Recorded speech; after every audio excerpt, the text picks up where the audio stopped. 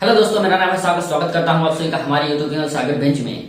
क्या दोस्तों आप सीटेट में बार बार फेल हो जाते हैं? कई अटेम्प्ट्स दे चुके हैं सीटेट के, लेकिन अभी तक एक बार भी सीटेट का एग्जाम क्रैक नहीं कर पाए हैं। तो चलिए दोस्तों, आज इसी टॉपिक पर हम बात करते हैं और जानते हैं कि ऐसा क्यों है, क्या रीजंस हैं जिसकी वजह से आप लोग बार बार सीटेट का एग्जाम देते हैं लेकिन सीटेट का एग्जाम पास नहीं हो पाते हैं। तो चलिए देखते हैं कि आप लोग क्यों बार बार सीटेट के एग्जाम में फेल हो जाते हैं और ऐसे क्या कारण हैं जिनकी वजह से आप बार बार फेल हो रहे हैं और उनका समाधान क्या हो सकता है। जो लोग सीटेट में बार बार फेल हो जाते हैं उन लोगों को बता दूं, सबसे पहले आप अपना आकलन कीजिए और देखिए कि मुझसे क्या गलती हो रही है कि जिसकी वजह से मैं बार बार फेल हो रहा हूं सीटेट के एग्जाम में, और कई अटेम्प्ट्स देने के बाद भी सीटेट का एग्जाम क्रैक नहीं कर पा रहे हैं। मतलब आप पहले अपने बारे में पूरा आकलन करिए कि हमने ऐसी कौन कौन सी गलतियां की थी, कि पिछले एग्जाम्स में मैंने ऐसी कौन कौन सी गलतियां की थी जिनकी वजह से मैंने सीटेट का एग्जाम नहीं निकाल पाया, और इस बार वही गलतियां मैं ना दोहराऊं से इस बार का मेरा सीटेट का एग्जाम निकल जाए। दोस्तों दूसरा मैंने सबसे बड़ा कारण देखा है कि सीटेट के एग्जाम में फेल होने का, वो है सिलेबस का ज्ञान न होना। ऐसा क्यों? क्योंकि कई लोगों को दोस्तों मैंने देखा है वो एग्जाम की तैयारी तो लगातार करते रहते हैं, जी तोड़ मेहनत करते रहते हैं, लेकिन उनको सिलेबस का ज्ञान नहीं रहता है। इसलिए क्या होता है कि वो कभी कभी कुछ पढ़ लेते हैं, कभी कुछ उठा के पढ़ लेते हैं। इसलिए क्या होती है कि जो उनकी तैयारी होती है वो एक सही तरीके से नहीं हो पाती है और उनको जो चीज पढ़नी चाहिए होती है वो नहीं पढ़ पाते हैं।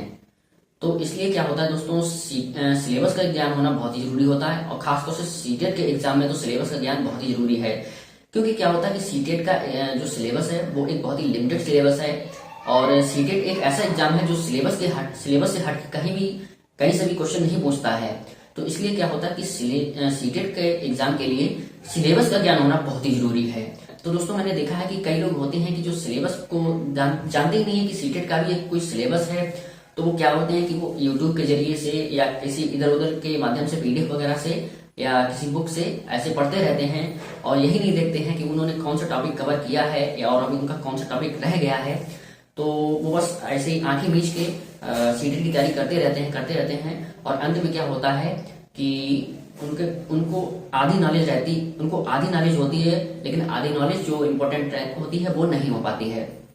ऐसे में क्या होता है कि उनका एग्जाम नहीं हो पाता है सही से और वो फेल हो जाते हैं। तो इसलिए दोस्तों क्या होता है कि सीटेट के लिए सिलेबस का ज्ञान होना बहुत ही जरूरी है। इसके लिए दोस्तों क्या करिए, आप सीटेट का जो सिलेबस है उसका प्रिंट करवा लीजिए और आज से सिर्फ सीटेट का जो सिलेबस दिया गया है अकॉर्डिंग टू एकदम सिलेबस पढ़िए।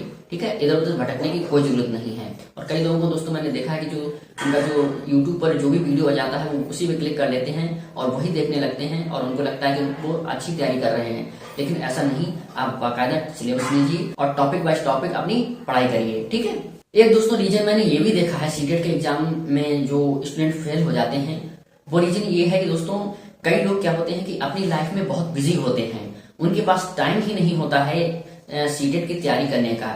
क्योंकि कई बार क्या होता है कि जो सीटेट का एग्जाम देने वाले अभ्यर्थी होते हैं वो कई एज्ड भी होते हैं, मतलब काफी उम्र दराज भी होते हैं और वो अपनी लाइफ में इतने बिजी होते हैं कि उनके पास पढ़ाई के लिए टाइम नहीं रहता है।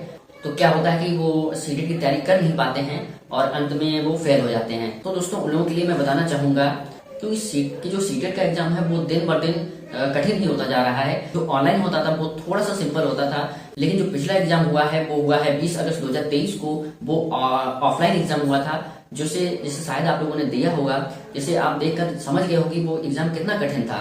तो इसी प्रकार से अब दिन बाय दिन एग्जाम जो है ना कठिन ही होता जाएगा।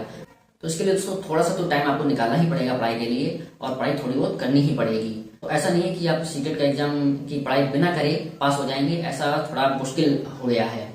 तो इसके लिए दोस्तों क्या है कि आपको थोड़ा बहुत तो टाइम निकालना ही पड़ेगा।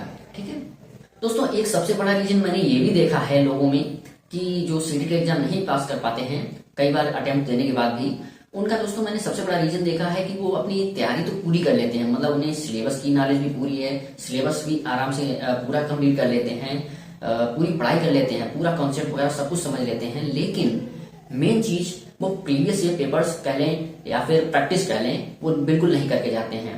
और अंत में क्या होता है कि जब वो एग्जाम हॉल में बैठते हैं, एग्जामिनेशन हॉल में बैठते हैं, तो वहां पर जब प्रश्न पत्र उनके सामने आता है तो क्या होता है कि वो प्रश्न पत्र देख के घबरा जाते हैं।